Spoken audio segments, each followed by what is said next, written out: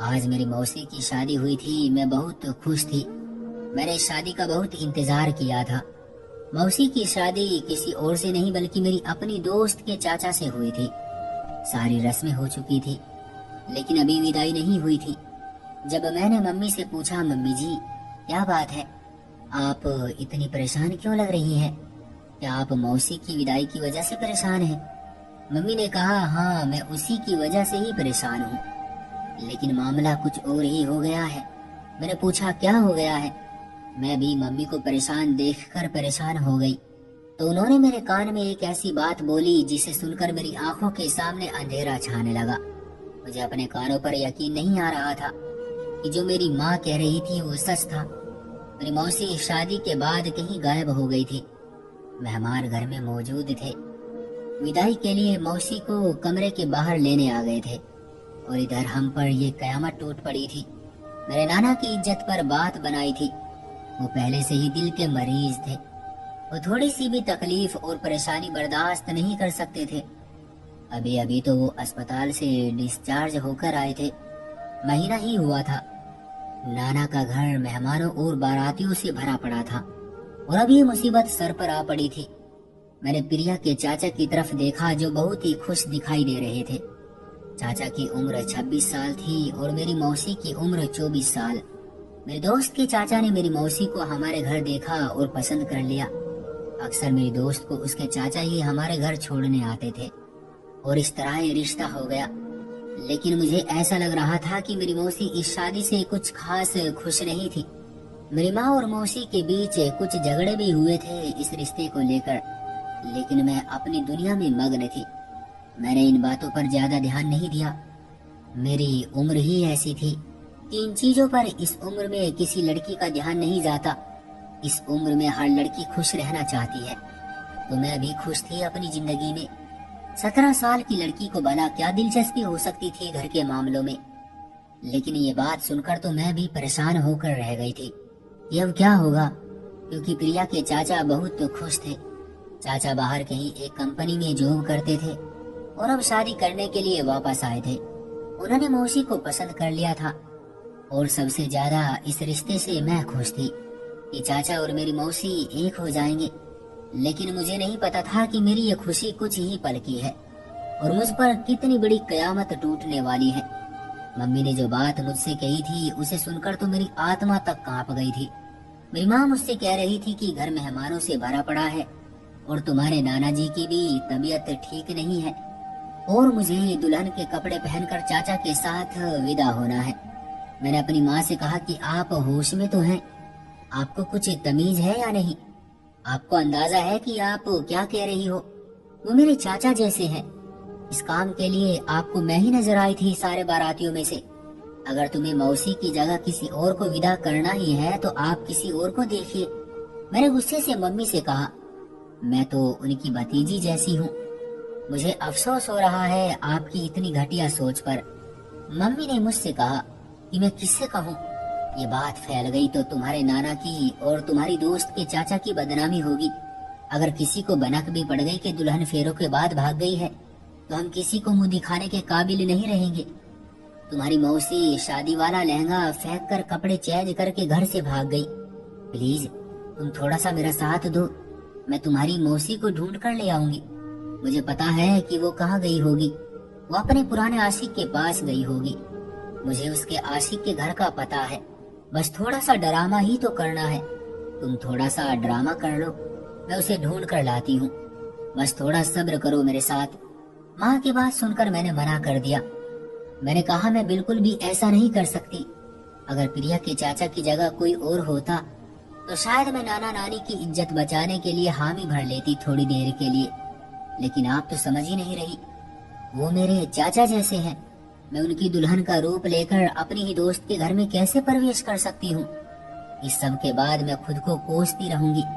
मैंने अपनी माँ से कहा कि अगर मौसी प्रिया के चाचा से शादी करने के लिए तैयार नहीं थी तो आप लोगों को क्या जरूरत थी जबरदस्ती उनकी शादी चाचा के साथ करने की। अब प्रिया के चाचा का दिल बहुत बुरी तरह से टूटने वाला है। तो मेरी माँ ने बताया कि तुम्हारी मौसी जिस लड़के को पसंद करती थी वो बहुत ही बुरा और घटिया किस्म का लड़का था। लेकिन तुम्हारी मौसी की आंखों पर उस घटिया इंसान की मोहब्बत की पट्टी बंधी हुई थी। उसे उस लड़के के अलावा कुछ और नजर ही नहीं आ रहा था। अब तुम खुद ही बताओ कि हम कैसे उसकी शादी एक आवारा इंसान से कर देते।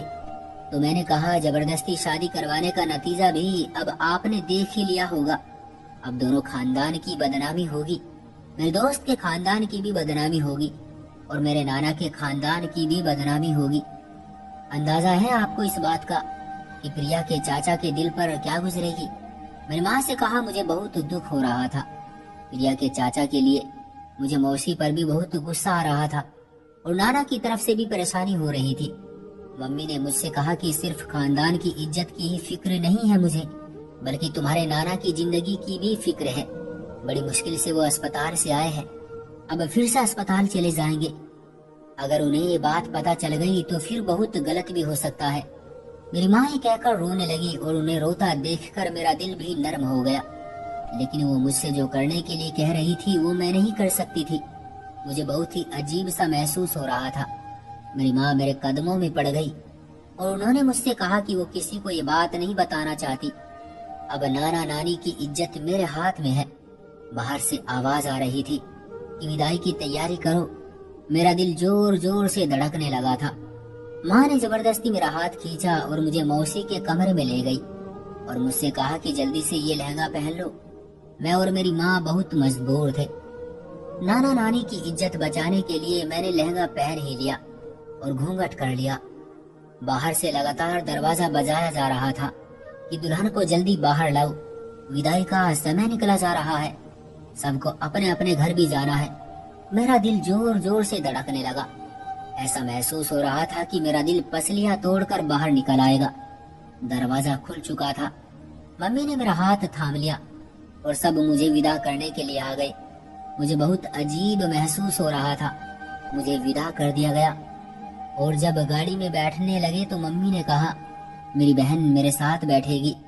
इस तरह माँ ने चालाकी करके मुझे चाचा के साथ नहीं बैठने दिया। मुझे बहुत अजीब लग रहा था और अपनी किस्मत पर रोना भी आ रहा था। ये कैसी बेबसी थी हम माँ बेटी की, और मौसी ने हमारे साथ कितना बुरा किया था। उन्हें अंदाजा भी नहीं था कि वो हमें कितनी बड़ी मुसीबत में डालकर खुद अपने आशिक के पास चली गई थी। वो भी सारी रस्मों के बाद। अगर रस्मों से पहले जाती तो कोई बात भी बनती, लेकिन शादी करने के बाद क्या तुक बनती थी, ये मुझे समझ नहीं आ रहा था। सोचती हूँ कि कुछ लोग कितने खुदगर्ज होते हैं। अपने मकसद के लिए ये तक नहीं सोचते कि उनके पीछे उनके घर वालों का क्या हाल होगा। मुझे माँ ने अपने साथ गाड़ी में बैठाया। सब कह रहे थे कि बहुत अजीब लग रहा है, दुल्हन को दूल्हे के साथ होना चाहिए। माँ ने कहा कि दुल्हन की तबीयत ठीक नहीं है, इसलिए कह रही हूँ। चाचा ने भी कहा कि दुल्हन की तबीयत सही नहीं है तो कोई बात नहीं। हम लोग अपने घर आ गए थे। मेरी माँ मुझे पकड़कर चाचा के कमरे में लेकर आई। मेरा दिल बहुत जोर जोर से धड़क रहा था। अब आगे क्या होने वाला था मुझे नहीं पता था। माँ ने सब मेहमानों से कहा कि दुल्हन के कमरे में न जाए, उसे बहुत ही चक्कर आ रहे हैं, वो सो रही है। इस तरह कमरे में कोई नहीं आया था। काफी रात हो गई थी तो आहिस्ता आहिस्ता करके सारे मेहमान सोने के लिए चले गए। मम्मी ने मुझसे कहा कि मैं जा रही हूँ तुम्हारी मौसी को ढूंढने। मेरे वापस आने तक घूंघट किए रखना। मैं प्रिया के चाचा से कोई ना कोई बहाना बना दूंगी और उनको बाहर रोक लूंगी किसी बहाने से। तब तक मैं अपनी बहन को ढूंढने जाती हूँ। मुझे अपनी माँ का दुख हो रहा था। वो बेचारी कितनी बड़ी मुसीबत में फंस चुकी थी। मौसी की वजह से सिर्फ वही नहीं, हम सब भी फंस चुके थे। लेकिन किसी को ये बात नहीं पता थी सिवाय मेरे और मेरी माँ के। न जाने चाचा से क्या बहाना बनाकर मेरी माँ ने उन्हें बाहर रोक लिया था। मुझे नहीं पता था, लेकिन बाहर उनकी बातें करने की आवाजें आ रही थी। वो कुछ बहस कर रहे थे। फिर चाचा ने कहा, ठीक है मैं नहीं जाता कमरे में अभी। जरूर माँ ने कोई बहाना बनाया होगा कि चाचा मान गए थे। मेरा दिल जोर जोर से धड़क रहा था। मैं बार बार दरवाजे की तरफ देख रही थी, लेकिन मुझे तसल्ली हो गई थी कि चाचा कमरे में नहीं आएंगे। मेरी माँ अपनी बहन को ढूंढने निकल पड़ी मुझे इस हालत में छोड़कर, और मैं दुल्हन के रूप में बैठी हुई थी। काफी देर तक मैं परेशानी से जागती रही। सारे दिन की थकावट थी, मेरी आंखें बोझल होती जा रही थी। बड़ी मुश्किल से खुद को जगा कर रखा हुआ था, लेकिन अब मैं और नहीं जाग सकती थी। नींद पूरी तरह से मेरे ऊपर हावी हो चुकी थी और मुझे पता ही नहीं चला कि मैं कब और किस समय नींद की आगोश में चली गई। सच कहते हैं, नींद तो सूली पर भी आ जाती है। सो मैं भी इस तरह से सूली पर लटकी हुई थी और सो गई थी। मैं इतनी गहरी नींद में चली गई थी कि मुझे आसपास का कोई होश ही नहीं था। अचानक मुझे नींद में महसूस हुआ कि कोई मुझे झिंझोड़ कर मुझे जगा रहा है। मैं आंखें मलती हुई उठी तो सामने प्रिया के चाचा को देखकर मेरी रूह कांप गई और मुझे देखकर उनके सर पर आसमान गिर गया था। ये इतना अजीब मंजर था कि मेरा दिल कह रहा था कि अभी जमीन फट जाए और मैं उसमें समा जाऊं। चाचा ने गुस्से से मेरी तरफ देखा और मैं खड़ी हो गई लहंगा संभालते हुए। चाचा ने ना समझी वाले अंदाज में मुझे देखा। उन्हें देखकर मुझे एहसास हो रहा था कि मुझे अपनी दुल्हन की जगह देखकर उनका चेहरा गुस्से से लाल हो गया था। मैंने कुछ बोलना चाहा, लेकिन मेरे बोलने से पहले ही प्रिया के चाचा ने एक जोरदार थप्पड़ मुझे मार दिया। उनका थप्पड़ इस कदर जोरदार था कि मैं नीचे जमीन पर गिर गई थी। एक झटके से मैंने दुख से चाचा की तरफ देखा और अपने गाल पर हाथ रखा, जो थप्पड़ की वजह से लाल हो चुका था। मेरी आंखों से आंसू निकलने लगे। चाचा ने मेरा हाथ पकड़कर मुझे खड़ा किया और फिर पूछा कि मैंने इतनी गिरी हुई हरकत क्यों की है, क्यों मैं उनकी दुल्हन की जगह आकर बैठ गई हूँ। वो मुझे झिंझोड़ कर मुझसे सवाल कर रहे थे। उनकी हालत बहुत बुरी हो चुकी थी और मैं लगातार रोए जा रही थी। मुझसे कुछ बोला नहीं जा रहा था। मैं बोलती भी तो क्या बोलती कि कितनी शर्मनाक हकीकत थी। मैं खुद शर्मिंदा हो रही थी। तुम्हें शर्म आनी चाहिए। मेरे दुल्हन के कपड़े पहनकर तुम मेरे बेड पर बैठी हुई हो। तुम्हें कुछ शर्म है या नहीं? मैं तुम्हारे चाचा जैसा हूँ। मैं तुम्हें प्रिया की तरह प्यार करता हूँ। तुम्हें कुछ एहसास भी है? क्यों किया ये सब तुमने?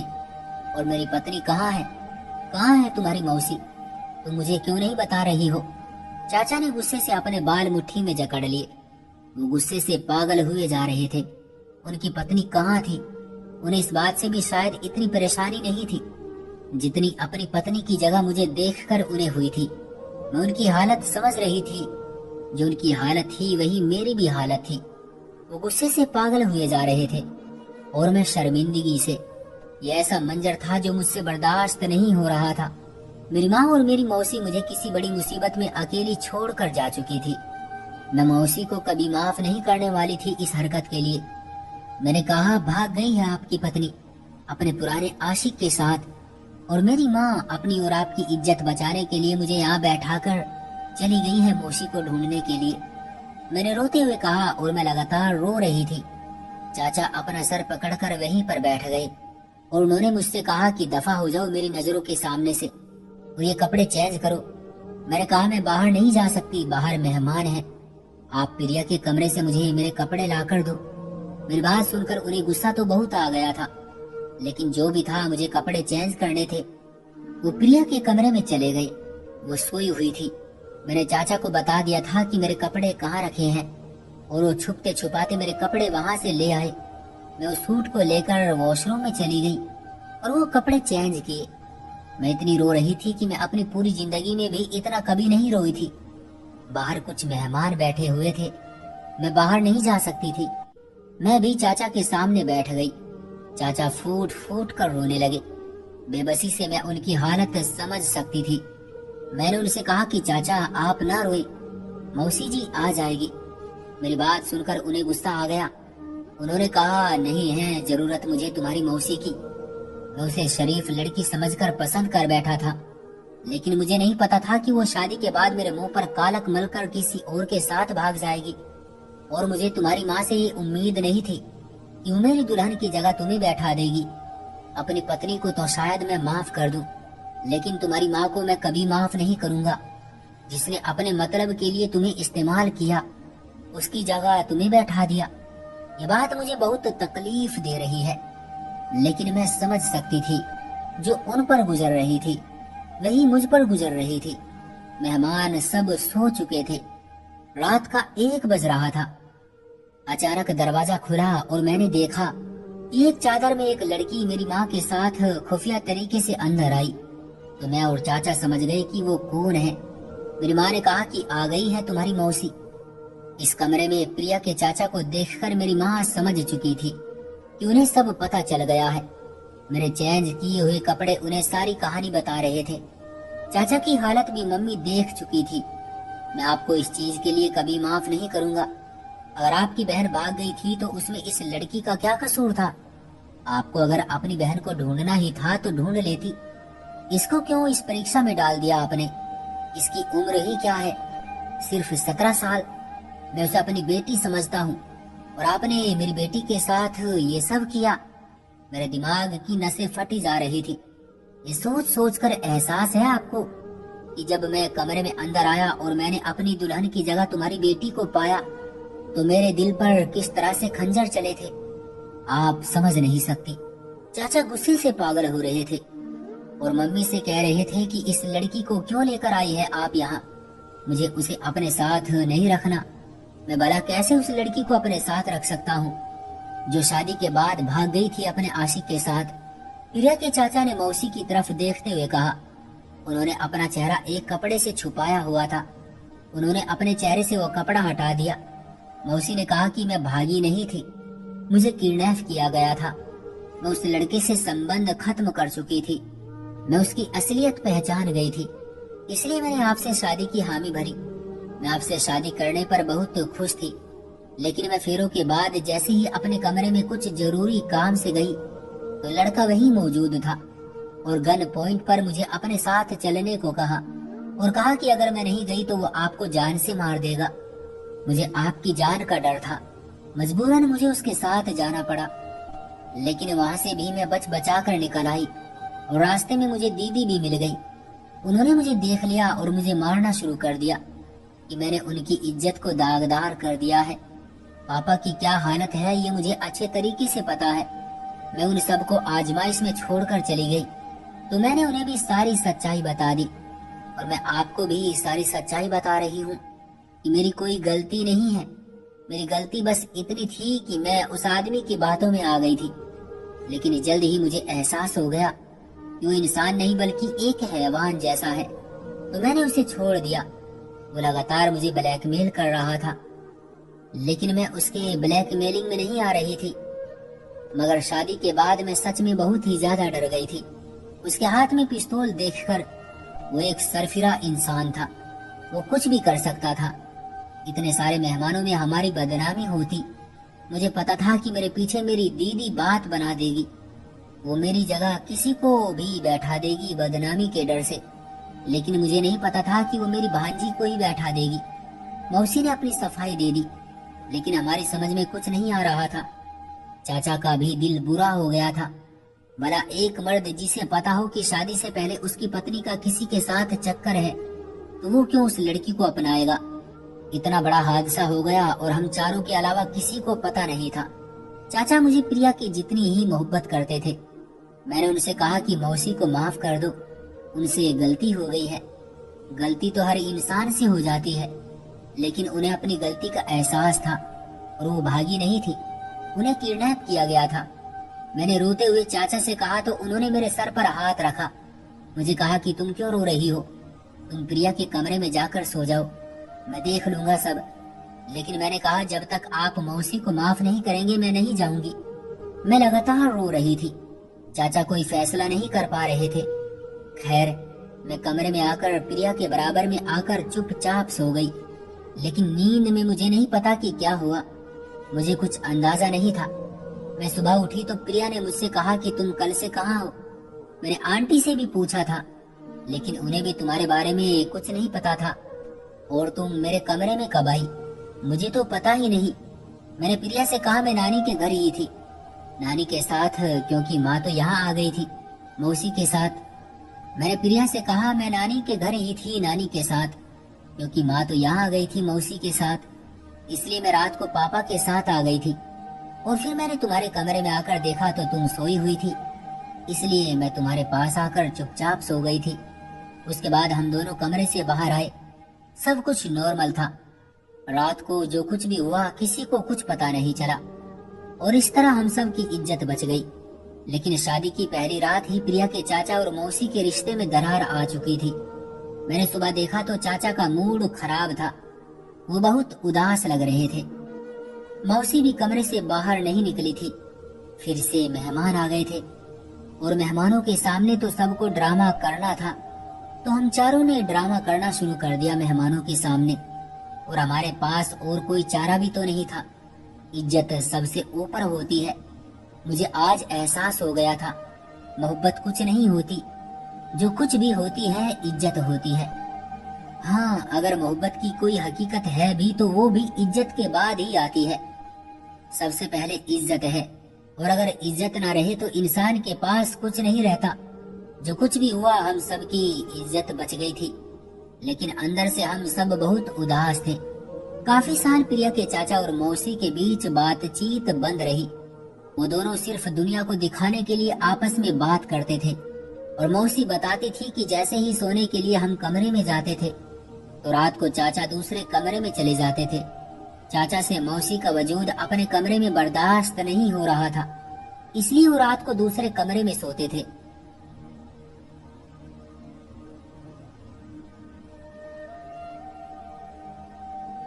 कि वो तकिया उठाकर दूसरे कमरे में चले जाते थे जब सब घरवाले सो रहे होते थे। ये सुनकर मुझे बहुत दुख होता था। मुझे अपनी मौसी का भी दुख था और प्रिया के चाचा का भी दुख था। मौसी की छोटी सी गलती कितनी बड़ी परेशानी ले आई थी। आज उनकी शादी को 5 साल हो चुके थे। आहिस्ता आहिस्ता उनके रिश्ते की दरार खत्म होती चली गई और चाचा को किसी तरह से मौसी ने मना लिया था। मौसी बहुत खूबसूरत थी। ज्यादा साल प्रिया के चाचा उनसे दूर न रह सके। आज उनका एक प्यारा सा बेटा भी हो चुका है, लेकिन मौसी मुझसे कहती है कि मुझे प्रिया के चाचा ने अपने घर में जगह दी है, लेकिन आज भी मैं उनकी नजरों में गिरी हुई एक औरत हूँ। लोगों के सामने वो मुझे इज्जत देते हैं, लेकिन वो दिल से मेरी इज्जत नहीं करते। मेरी एक छोटी सी गलती ने कितना कुछ खराब कर दिया था। काश मैं ये सब ना करती तो आज इज्जत से रहती। चाचा ने मौसी को दिल से माफ नहीं किया था। शायद उनका दिल इतना बड़ा नहीं था कि वो एक औरत की गलती को माफ कर सकते। उन्होंने